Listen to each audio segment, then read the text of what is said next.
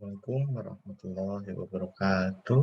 Perkenalkan, saya Abdul Hakim, perizinan Makusuma dengan NPM 16 11 801 akan mempresentasikan mengenai jurnal 1, jurnal 2, dan jurnal 3 untuk memenuhi tugas Dangerous Good Logistika.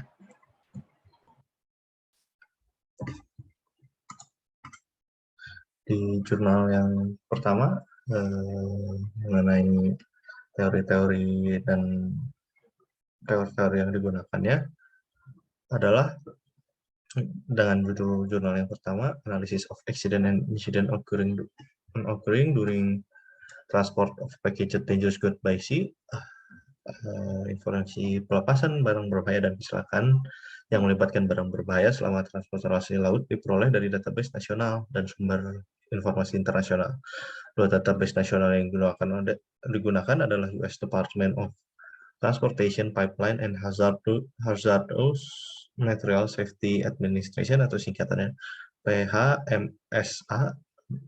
Kemudian ada Hazardous Material Incident Reporting System atau HMIRS dan database kecelakaan Marine Accident Investigation Branch atau MAIB di Inggris.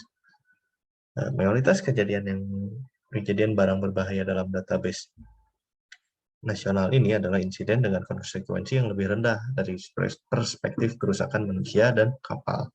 Tidak ada korban jiwa akibat pelepasan barang berbahaya dan yang dikemas di kapal yang dilaporkan di salah satu database nasional dan cedera akibat sebagian kecil dari kejadian tersebut. Untuk memasukkan serangkaian kecelakaan barang berbahaya yang lebih besar dengan konsekuensi serius dalam penelitian ini, informasi tentang kecelakaan dan insiden di seluruh dunia dikumpulkan.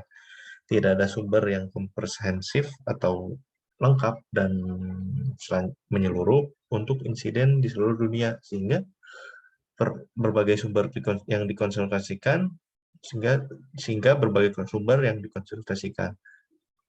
Kemudian insiden konsekuensi yang lebih rendah yaitu yang tidak mengakibatkan kematian atau kerusakan kapal yang signifikan atau memerlukan layanan tanggap darurat umumnya tidak termasuk dalam daftar kejadian barang berbahaya di seluruh dunia. Dan informasi yang tersedia untuk setiap insiden umumnya tidak konsisten seperti yang tersedia melalui database nasional, tapi berguna untuk memberikan informasi tentang kecelakaan serius yang lebih jarang terjadi. Riset terdahulu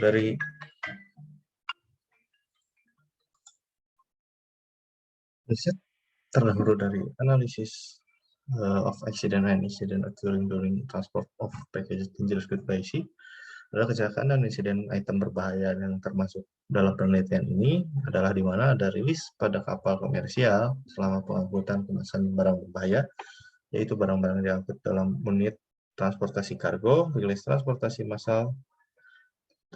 Tekniknya tidak termasuk. Cara yang melibatkan hilangnya wadah ke laut tanpa rilis juga tidak termasuk.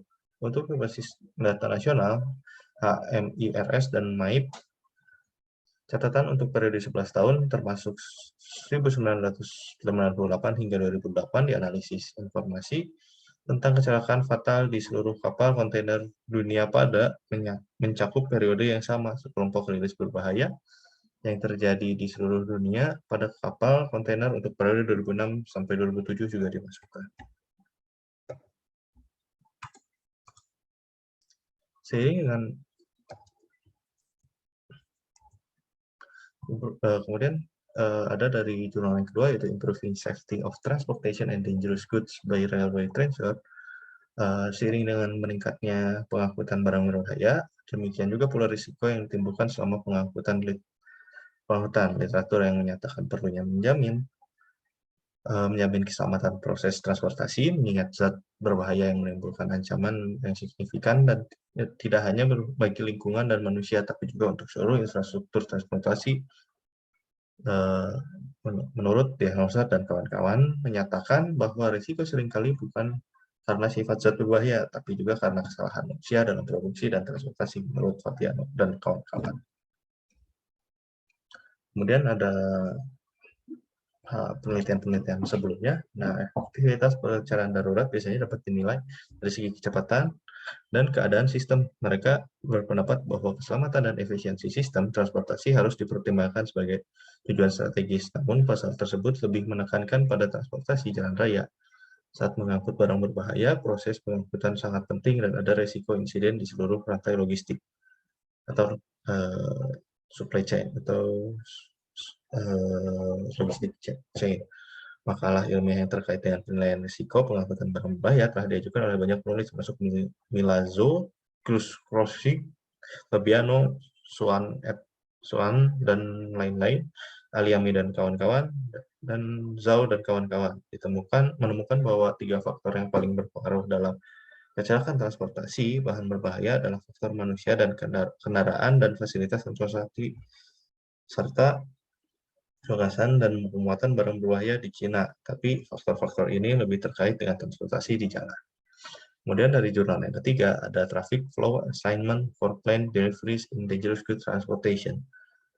Dalam jaringan seharusnya diarahkan oleh grafik G dalam kurung N dan M, N, terdiri dari himpunan N, New, N, D mewakili serta persimpangan jalan. Jadi N mengandung juga himpunan D dan D, di mana D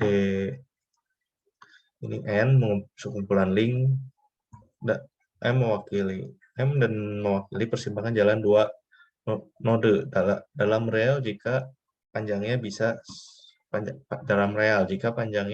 mencapai 10 hingga 100 km. Juga ditentukan setiap node new dicirikan sebagai variabel tersebut sesuai dengan keseluruhan perencanaan pengiriman barang berbahaya. Tujuannya adalah untuk menetapkan setiap tautan atau link jaringan dengan nilai optimal aliran digi atau dangerous good yang meminimalkan pada saat yang sama, baik risiko keseluruhan jaringan atau link selama cakrawala waktu maupun varian antara aliran dangerous good yang direncanakan dan yang akan baru dihasilkan. Sekian dari saya. Terima kasih sebelumnya. Mohon maaf bila ada kesalahan. Assalamualaikum warahmatullahi wabarakatuh.